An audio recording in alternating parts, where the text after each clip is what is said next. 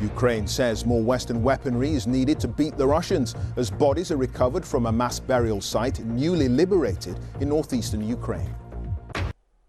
To other news now, and Ukraine's President Volodymyr Zelensky says investigations into possible Russian war crimes are continuing in the northeastern city of Izyum. Several bodies have already been exhumed from a mass burial site on the edge of the city, which was recently retaken from Russian forces. Ukrainian officials say more than 440 people are buried there.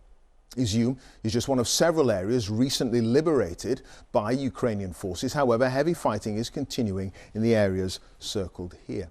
Our correspondent James Waterhouse has the latest from the capital, Kiev. Ukraine is as determined to document as it is to fight. In Izyum, liberation has turned more bitter than sweet. Hundreds of bodies, now a dossier of evidence over claims of Russian war crimes. All uncovered after a series of Ukrainian counter-offensives in the northeast. In newly released footage, what Russia wants to say is that their plans have not changed.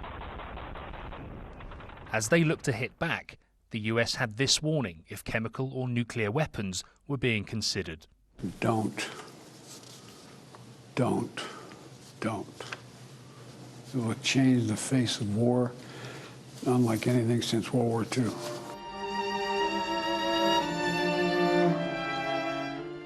What is never altered is the enduring human cost of this war.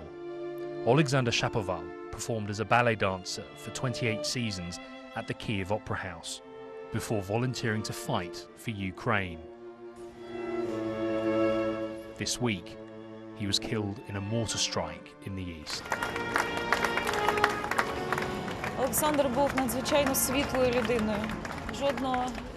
There's not a single person in the theatre who wouldn't love Alexander. He was a talented artist and an incredibly kind person.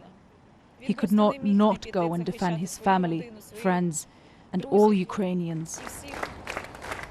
What this is a combination of grief and pride, not just of Alexander's accomplishments in the Opera House, but because of the cause he died for.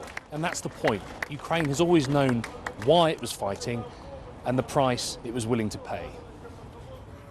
It's hard to imagine another escalation in a conflict already full of incomprehensible pain. James Waterhouse, BBC News in Kiev.